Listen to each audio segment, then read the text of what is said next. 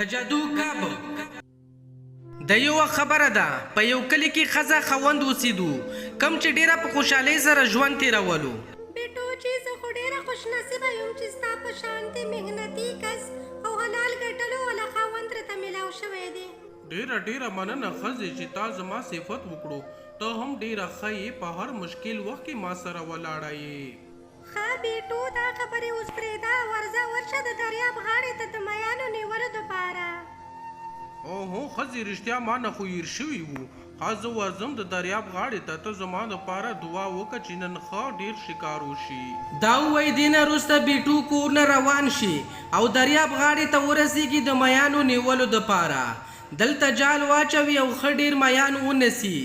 دې نه وروسته دکه میان راشي خپل دکان ته یې راوړي او دلته کې اوازونه کوي: راځئ راځئ تازه کبان میلویږي، دا ځان ته یوسئ، کور کې ښه ښایسته پاخه کوي، هغه هم په ارزان قیمت باندې. بیټو دلته اوازونه لګوي چې په دې کې یو ګاګ دې له راشي.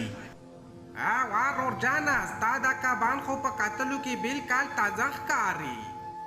او رورجانه زه تازه کبان خرڅوم.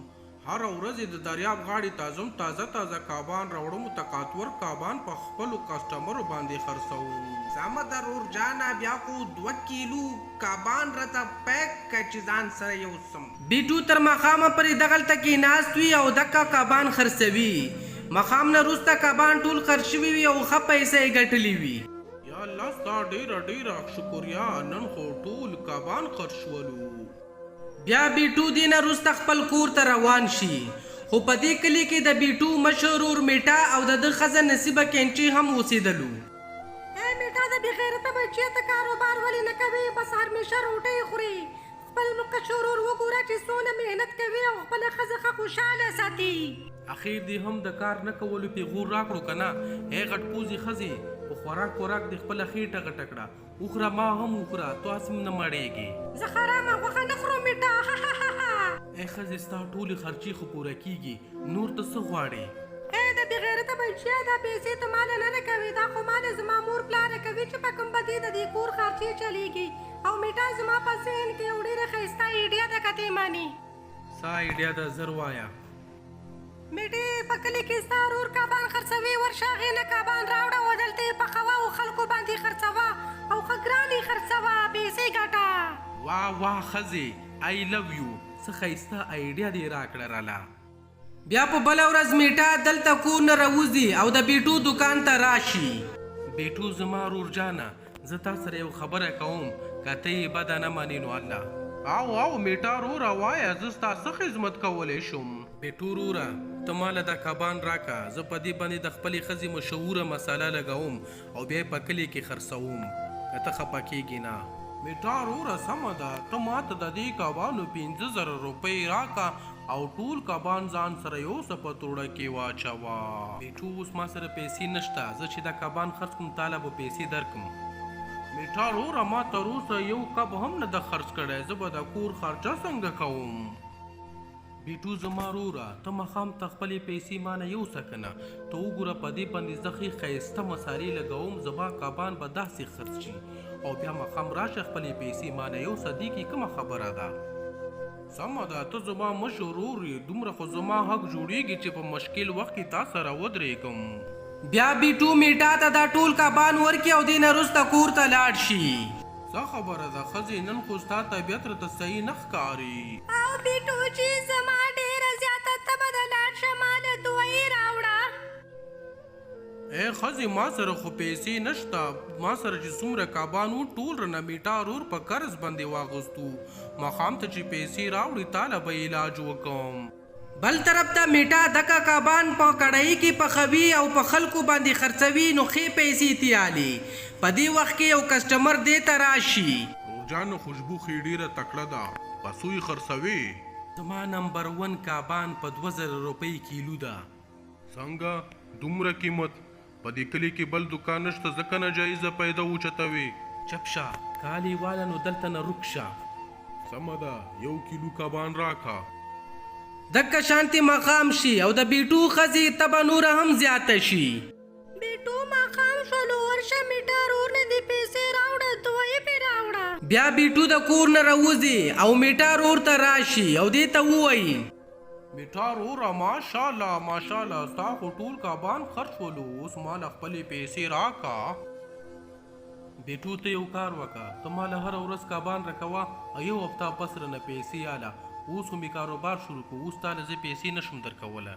میټا روره زما د ښځې ډېره زیاته تبه ده ماله پیسې راکا کبان دې هم خرڅ کړو ما سره پیسې نشته. ای غټ خېټیا دلته نه روک شه او سبا خامخا نور میان هم راوړه زه اوس ډېر په ترقۍ باندې روان یم. بیټو چې د میټا دا خبرې واوري نو دلته نه ډېر خپه لاړ شي او بیا په یو ځای کې کینی ځان سره سوچ کوي چې اوس به څه کوم. ای خدایا پاکه چې زه اوس خپلې ښځې دپاره دوایي کم ځای نه راوړم ما سره خو 1 روپۍ هم پاتې نه شوه. بیټو دلته ځان سره سوچ کوي چې په دې وخت کې یو بوډۍ ښځه د دې مخې له راشي. ای بچی د الله په نوم زما مدد وکړه. مورجانې ما سره خو پیسې نشته زه خپله ډېر پریشان یم. څه وشو بچی ما ته خپله پریشاني ووایه. بیا بیټو دې ښځې ته خپله کهاني بیان کی. ای بچی دا خو تا سره ډېرې زیاتې شوی دي ته داسې کار وکړه چې لاړ شه د دریاب غاړې ته هلته ووایې چې چشمې زما رانه راشه زما یاره هلته به یو کب راشي ستا مخې له هغې ته ووایه انتر منتر جادو چوخ هغه به تاله پیسې درکړي په هغې باندې خپل کار وکړه خوشحالي کوه خوشحالي. جانې ته څوک یې زه خو تا نه پیژنم.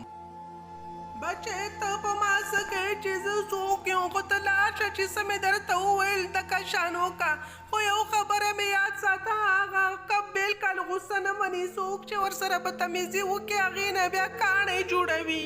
بیا بیټو دلته نه روان شي د دریاب غاړې ته ورسیږي او دلته ووایي د دریاب په غاړه کې دا کناره راشه زما یاره او راشه زما یاره. بیټو چې دا ووایي نو یو کب د دریاب نه راوځي. انسان ووایه تا ولې راوغوښتم دلته. بیا بیټو دغه منتر ووایي انتر منتر جادو چوخ انتر منتر جادو چوخ د دې په جادو برکت سره راشه پیسې. دلته ښه ډېره پیسه راشي. مایي بیبي ستا ډېره مننه چې زما مدد دې وکړو. هیڅ خبره نه ده انسان ته دا پیسې اوسه او ښه د مازو واله زندګي تېروه. بیا بیټو په دې پیسو باندې یو کور او یو گاډي او ډېر شیزونه والي. دا خبره ډېره زیاته خواره شي د میټا او د دې ښځې تر غوږونو هم ورسیږي. ای میټا ستا ورور څنګه دومره مالداره شو راځه چې معلومات یې وکړو. بیا میټا سره د ښځې د بیټو کور ته راشي او دلته په کړکۍ کې ودرېږي. بیټو خپلې ښځې ته د دې مئی په باره کې خبرې کوي. میټا او د ده ښځه دکه خبرې واوري. زه ځو ښځې دریاب له مونږ هم هغې میونه پیسې غواړو. بیا دا دریاب ته راشي او ووایي د دریاب بلې غاړې ته دا کناره راشه زما یاره راشه زما یاره. انسان ووایه څنګه دې راوغوښتم. بیا نصیبه کینچي دلته کې منتر ووایي مچلې تو انتر نه جوړې نه ای بیټې ما نه خو منتر هېر شولو. هی د غټې پوزې چوړېلې ته همیشه دپاره داسې کوې شابه مونږ لږ پیسې راکړه پیسې زما په کار دي. انسان ته خو ډېر زیات بدتمیزه یې. تمیز ځان سره خپله کېده مونږ له ډېرې زیاتې پیسې راکړه کنې دې دریاب نه به دې وباسم په وهلو وهلو به دې مړ کړم. د میټا چې دا خبره واوري نو دکه کب ډېر زیات غصه شي. ته خو ډېر زیات بدتمیز یې للچې اوس ما ته غصه راغله او شابه جوړ شه تا نه یو کاڼی. دې نه وروسته میټا نه یو کاڼی جوړ شي. نصیبه کینچي چې دا حال وویني نو دلته نه وتښتي. میټا ته د خپلې بدتمیزۍ سزا میلاو شي. که چېرته تاسو زمونږ ویډیو خوښوي زمونږ ویډیو لایک کړئ او چینل سبسکرایب کړئ او مونږ ته کومنټ کې ووایئ چې زمونږ ویډیو څنګه وه. مننه.